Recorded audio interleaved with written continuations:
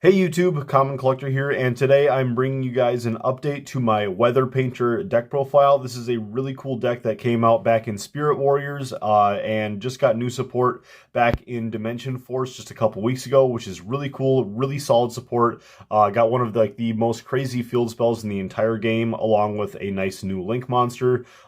So without any further ado, we'll try to get on into the deck profile here, but I also just want to quickly announce, because we do have just a ton of new subscribers lately, so if you guys don't know, there is a Facebook, Instagram, and Twitter account for the channel, all that stuff, as well as Discord, which I'm trying to sort of get some help from the people over on the Discord for some upcoming possible discussion videos and whatnot. So if you guys are interested in any of that stuff, definitely go ahead and check out the links down in the description below, as well as the links to the Patreon, sponsors, all that other kind of stuff is down in the description as well. But anyways, we are going on here with 3 copies of the Weather Painter Snow, still the best starter of the deck, because with this card, when it's normal summoned, you're able to place one weather spell or trap directly from your deck face up into your spell and trap zone.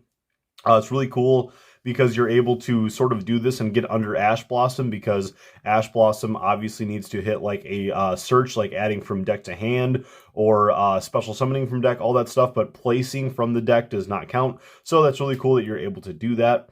Along with that, all of the other Weather Painter monsters, or all of the Weather Painter spells and traps, have effects that give all of the monsters basically quick effects to be able to tag out and basically gain additional effects. So we will get on into that a little bit later. But also with this card, during the standby phase after the turn, after like all of the cards get banished, you're able to special summon them back out onto the field. So we'll get into that a little bit later when we get into the spells and traps. But then going on next, we have 3 copies of Cloud. This is different from my previous list because Cloud is just so much better nowadays.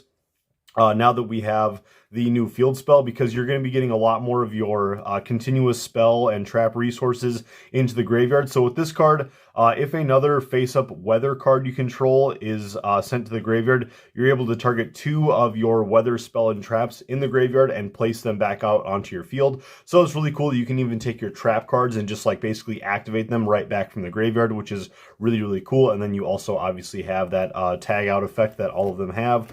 Then we're going on, still playing 3 copies of Thunder. I still really like playing 3 Thunder because it does actually sort of help along with your Cloud. So if you get Cloud and Thunder out onto the field with the Thunder, you can send 1 face-up continuous spell or trap you control to the graveyard in order to place 1 weather spell or trap from your deck face-up in your spell and trap zones. So it even helps you to, again, just get those trap cards right out onto your field right away. So these 2 cards just play in tandem so well together, but it's really awesome to see like Cloud, which was generally played as like a 1 or a 2 of, now being moved up to a 3 of. Also another card that I bumped up to 2 now is 2 copies of the Weather Painter Aurora. A lot of people are playing this at 1 copy, but I am playing the Kaiju build still, which I think is probably the strongest build to be playing. So I really like playing 2 copies of this. If you end up getting like Interrupted Kaiju Slumber or just 2 Kaijus in hand along with the Aurora, you can get out that second Kaiju onto your side of the field, and then you can just tribute it for Aurora, and then like you are going to be able to go like really hard, almost full combo, and then you're also going to be able to, along with that, Aurora is going to be giving protection onto your Weather Painter cards. So that's a really big upside to this card. It's really nice to be able to get that protection. I'm not playing like a lot of counterplay stuff, like counter traps, like Solemn Judgment and stuff like that, to be able to stop my opponent from using like Harpy's Feather Duster and all that stuff. So playing 2 copies of Aurora is kind of nice just to get this out onto the field. 1 copy of Sun, because this just is nice for sort of helping set up your field and graveyard. And then 1 copy of Rain. I wanted to play all of the names. Even just 1 copy of Rain is still okay. Rain and Sun can kind of work in tandem together, because with the Sun, if this card is in your graveyard, you're able to send 1 face-up continuous spell or trap you control to the graveyard, special summon this card to the field, and then you can place 1 of your weather spell and traps from your hand into the spell and trap zone. So again, nice to get those trap cards just like activated right away. And then with the Rain, it kind of works in tandem, because if this card gets special summoned, you're able to place 1 weather spell and trap from your hand face up in the zones. So again, just being able to get that stuff going. There's the Thunder continuous trap is like the really solid one, which helps you to bounce stuff to your opponent's hand. So really just trying to focus on getting that card out onto the field as soon as possible on turn 1. Then going on into the Kaijus, we're playing just, you know, basically one of each of like the really common ones and just of the different attack stats. So we're playing the Gamma Seal, the Godarla, the Radian, the Doggeran, and then also, which one is this guy? They all have such weird names. This is the Thunder King. So yeah, just playing like, you know, 5 Kaijus is a pretty solid number overall, but they all have the different attack stats. That way you can give yourself the beefier one, and then you can eventually bounce it up to your hand, bounce the smaller one back to your hand with the Thunder Canvas, as long as you can get that going. Getting on into the spells, then we're playing 3 copies of the new weather forecast. This card has 3 effects, and all 3 of them are just so good, because with this card, when it's activated, you're able to place one of your weather spell and traps directly from your deck face up into your spell and trap zones. So this is going to be able to get basically either like your snowy canvas or your thundery canvas, or whatever you need at the current moment, which is just really cool, just to be able to get that going for you. Then the second effect of this card is that you're able to normal summon an additional normal summon for a weather painter card, which is also really nice. And then the last effect is that if you're going to link summon with this card, you're able to use your continuous spell and trap weather painter cards as link materials. So it is really cool. Just to be able to get the weather forecast, you get that one of the materials already from the activation of this card. So then you've already got one of the spells and traps, and then you just need 2 more, or like a monster, 2 monsters, whatever, and you're able to go into that Link 3 play, which was one of the biggest deficits of this deck. It was just trying to like grind and set up so you could get enough monsters on the field so you could eventually do that Link 3 play, and then all of a sudden, bam, you're all out of monsters, and now you can't do anything. It's just really solid to be able to just link summon with those continuous spells and traps. Then we're going to get on into the best of the continuous spells, which is the Snowy Canvas, because with this card, you're able to, basically now I guess I have to explain how all of the canvases work, because it works with the monster that is in the column straight up, and then the 2 adjacent columns of the monsters. So if I have a monster here in the middle zone, then I activate the snowy canvas right here. Then the monster that's in this zone and the other 2 zones also get the effect of what the snowy canvas gets them, which is a quick effect to be able to banish the monster, and then you're able to what is it again? You're able to banish the monster, and then you get to add 1 weather card from your deck to your hand, so any weather card, which is really cool, whether it's a monster, spell, or trap. Then we're going to get on into 1 copy of the Rainy Canvas, just to be able to bounce our opponent's spells and traps, and then 1 copy of Cloudy Canvas. I'm sort of trying to test around with like all of the different canvases and stuff. I believe I only left out 1 of them, but overall, yeah, I left out the sunny one, but overall the Cloudy Canvas is actually kind of decent, because with this card, you're able to banish the monster and then target a face-up monster on the field, and then you're able to make that card have the current attack, but it's also able to attack directly this turn. So there's some interesting plays. If you're able to get 3 monsters out onto the field, you can banish the first one, and then you target the you can go for an XZ play for a rank 3, then you do the banish and then target the rank 3 monster on the field, then you make that monster attack your opponent directly, go into double a Zeus during the main phase 2, and then you're able to just wipe the board. So there's a couple applications where the Cloudy Canvas can come up, or just if you're going into time, or just need to poke for that final damage. So there's a couple applications where Cloudy Canvas can actually come up, or you just end up using it as link material. So it's you definitely want to be getting into your Snowy Canvas so you get the most advantage. But if you're just looking for like link material stuff for your Link 3, then Cloudy Canvas is sometimes a card that I just go into. Then we're going to be going on into our 3 copies of Interrupted Kaiju Slumber. This card is so good for the deck. Also, just to be able to give a big board wipe, because sometimes this deck does really good about cleaning up the field.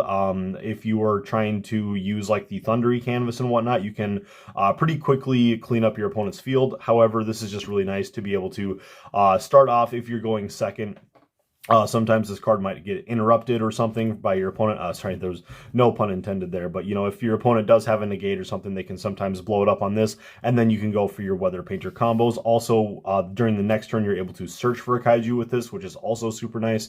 1 copy of Terraforming so we can find that field spell. It's just really important. Having the Terraforming gives you upwards of like more than 10 different ways to be able to see like your field spell. So you have like terraforming, and then you have your snow, and then you have your snowy canvas, and then you have all of the other different little combos, like with using the Weather Painter Thunder, sending a continuous spell and trap, and then activating that Weather Painter card directly from your deck, getting another snowy canvas, and so on. So there's just tons of different ways to get to that field spell. One copy of Dimensional Fissure, because there's it's going to hurt your opponent way more than it's going to hurt you. You don't really care about your graveyard too much, and it only banishes monsters sent to the graveyard, so you can still get those spells and traps into the graveyard to set up for your Weather Painter Cloud, which is really nice. So you can still keep getting those spells and traps to the graveyard, and then once that happens, then you're able to recur those resources.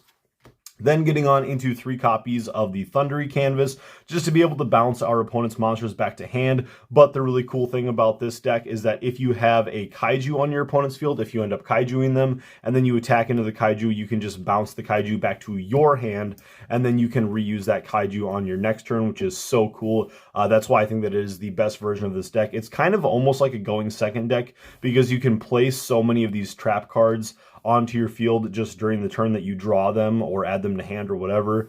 So overall, using like this as a going second deck is actually pretty darn good.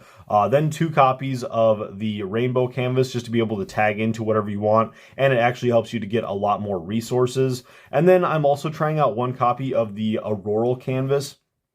This card is really interesting. It kind of reminds me of the second effect of Masked Hero Darklaw, because with this card, you can basically banish the monster that is in the column right above it or the adjacent columns, and then when exactly 1 monster is added to your opponent's hand, you're able to then banish the monster that you control, and then banish the card that was just added to the hand, and then your opponent draws another card. It's a little bit unfortunate that your opponent gets to draw a new card, but let's say that your opponent is playing like Despia, and they search for like Branded Fusion or something like that, or they just, whatever they're searching for, whatever is their like big key piece, you can end up banishing that, and then you can just, and then your opponent draws another card. It kind of sucks, but, I'm just sort of testing out with this. I'm seeing how I like it, but it's really nice just to be able to banish those big searches that your opponent goes for. And then, I'm not playing like a hand trap lineup in here or anything. Like, I don't have Ash Blossom to stop those searches. So having the Auroral Canvas to be able to like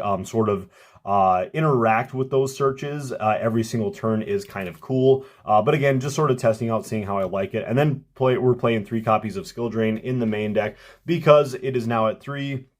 And Skill Drain does not affect us whatsoever, because all of the effects to banish off of the field banish for cost. So you can banish those monsters off of the field for like your snowy canvas, and then it will resolve while it's banished, so it won't be face up on the field, and then you still get that search off. So that's going to do it for the 40 card main deck. Again, there's a couple things you could change, but I'm just testing out, trying to use as many of the like spells and traps as I can, just to be able to get the most benefit off of the weather forecast. But now let's get on into the extra deck. We are playing our 2 copies of the Weather Painter Moonbow. This is the new Link monster that just came out in Dimension Force. The really cool thing is that when this card ends up getting destroyed on your side of the field, then you're able to go into your Rainbow from the extra deck. So we're playing 2 copies of the Rainbow as well, and then your Weather Painter monsters that this points to with its link arrows also get beneficial effects. With the Moonbow, whatever it points to, as a quick effect, you can banish the monster and then target 1 monster your opponent controls, and then banish it until the standby phase of the next turn. So basically both of your monsters end up getting banished. It's okay, but I really like using the Weather Painter Rainbow better.